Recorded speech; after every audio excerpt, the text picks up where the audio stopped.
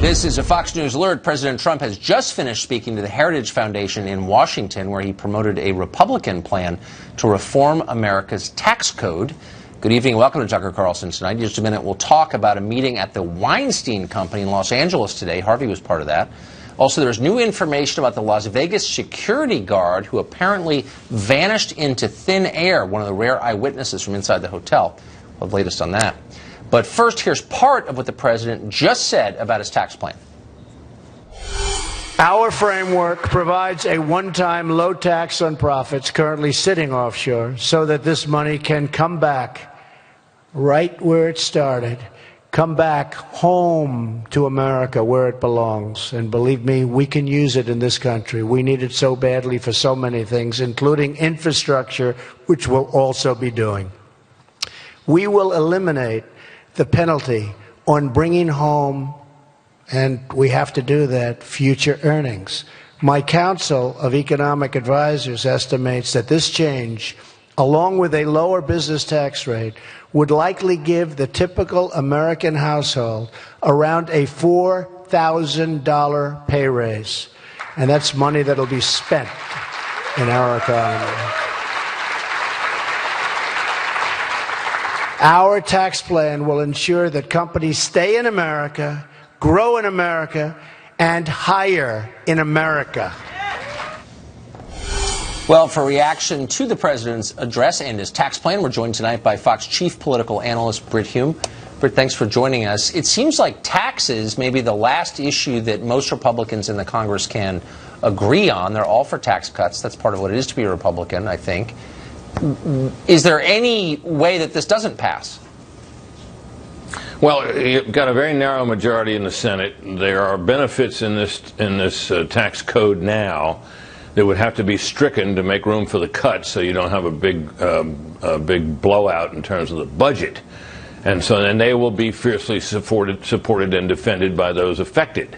So they'll be, it won't be easy, not with a narrow majority of the kind that we have now among Republicans. Democrats, by and large, do not favor tax cuts, particularly tax cuts that they will inevitably say benefit the rich.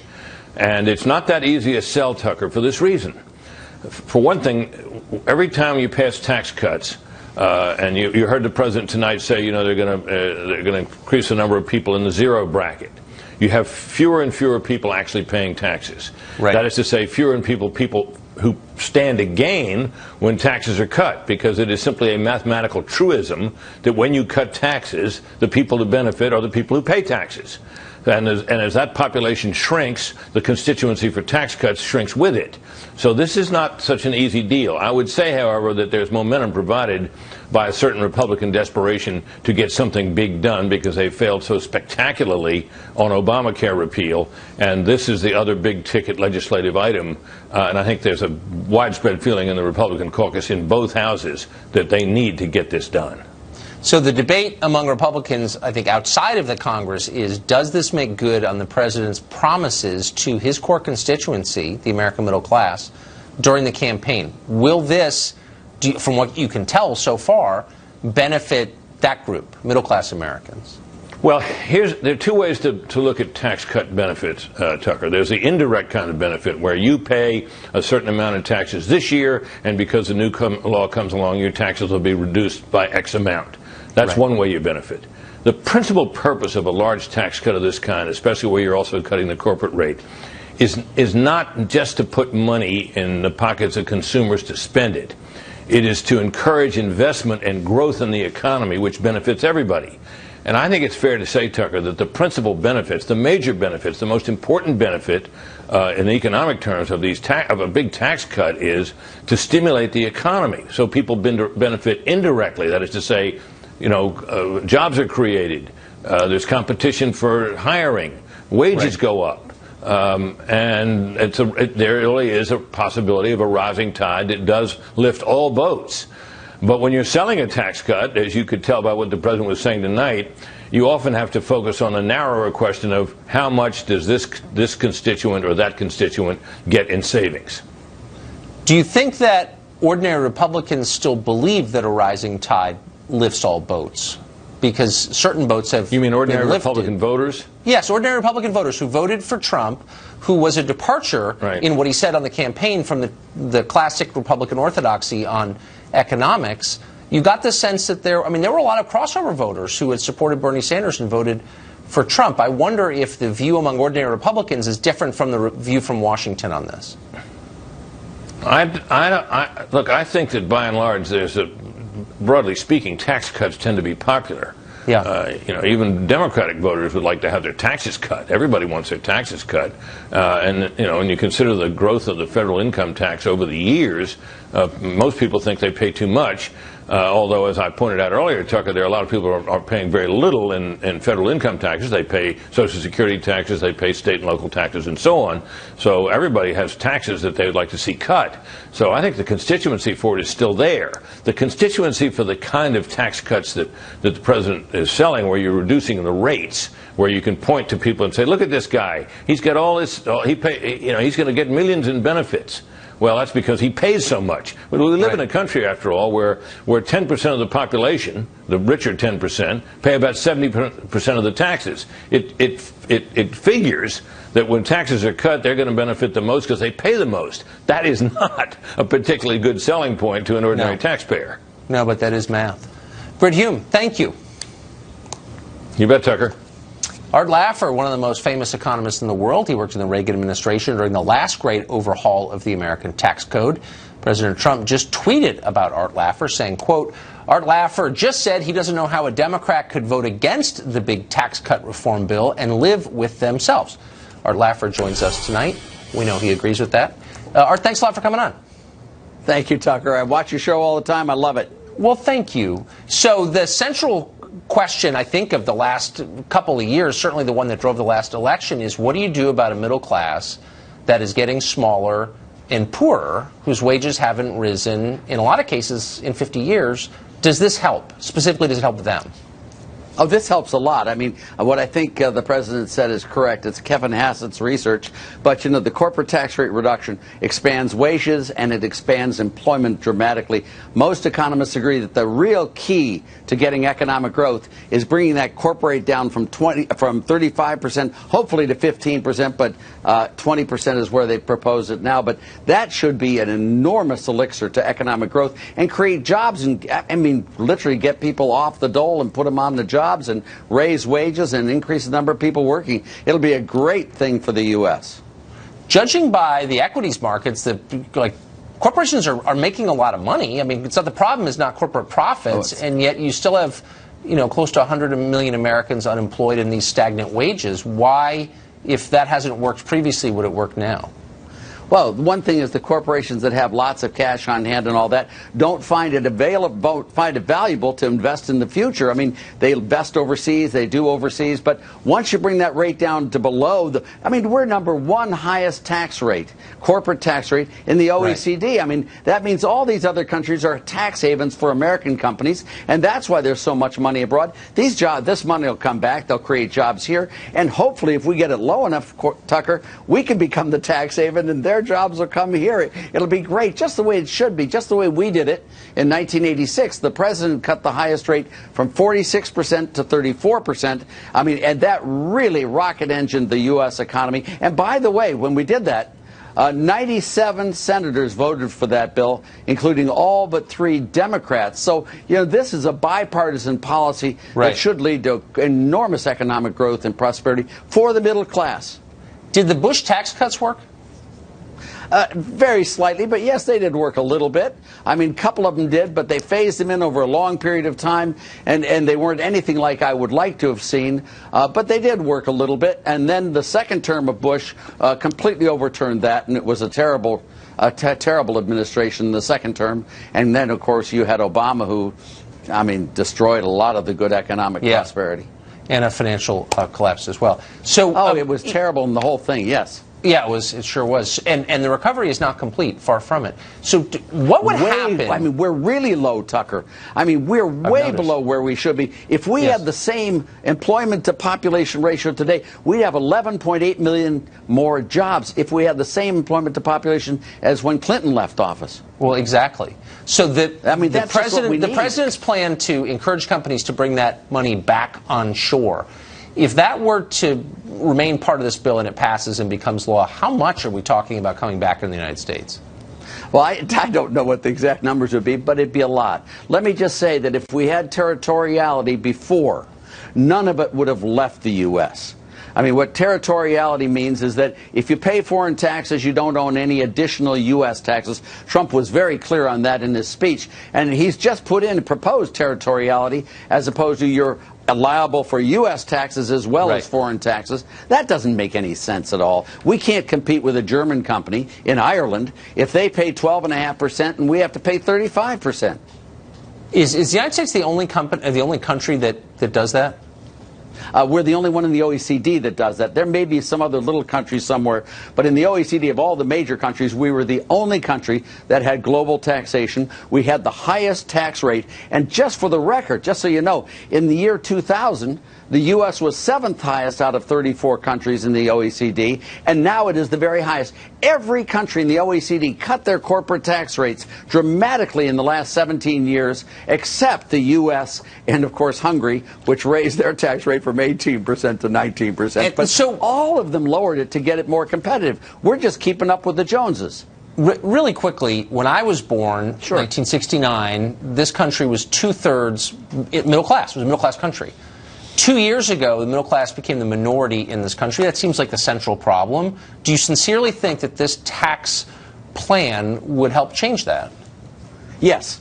This tax plan will help change this. One of the things about the corporate tax as it stands now in the U.S., Tucker, is that a lot of companies shelter their income. They choose different corporate tax forms. They do all of this other stuff that is non-productive, trying to get around taxes. Right. When we lower that tax rate, they won't shelter their income as much anymore. There'll be far less tax evasion. They won't choose these forms. Companies will come back. And you know what you're going to see? You're going to see tax revenues rise dramatically over the next 10 years. I'm estimating that this will raise somewhere in the neighborhood of $1.3 trillion net, which will allow us to do all sorts of other things for the rest of the country, especially the middle class, Tucker. Boy, I hope that's true. I'm rooting for that, I got to say. Art Laffer, thank you for that. Thank you. Great to see you. Is this the end of the Weinstein Company? New information on today's board meeting. Apparently, Harvey Weinstein there. Details next.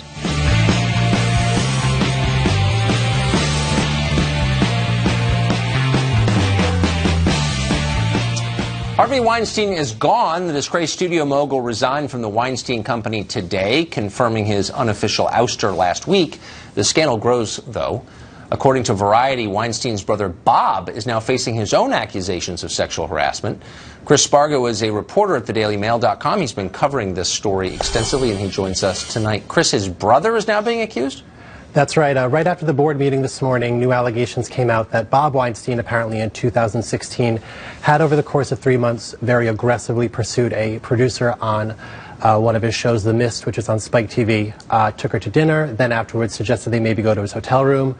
She claims that she very firmly denied this offer. She said she didn't want anything more than a professional relationship, but still allegedly pursued this relationship, emailed her relentlessly, tried to get her to go alone to his house in Malibu at some point. And after 3 months of this, she claims that she had to get her lawyer to contact the Weinstein Company and ask them to have him stop. Yeah, it's a bad sign when the lawyer gets involved. What's the claim count on this story so far? Do you have any sense of how many women have come forward to allege abuse? It has really gotten out of control at this point, but we do know for sure at this point that the number of women making allegations of assault and or harassment is over 50 right now. Over 50. So, I mean, does each one represent a legal action, do you think? It depends on the state, of course. In some places there's a statute, some places there aren't. We do know that in New York there are currently probes into 2 allegations of sexual assault against Mr. Weinstein. One of the women who shared her stories in The New Yorker, and another woman whose identity we do not know at this time. And those would be criminal probes by the state? Those would indeed, yes.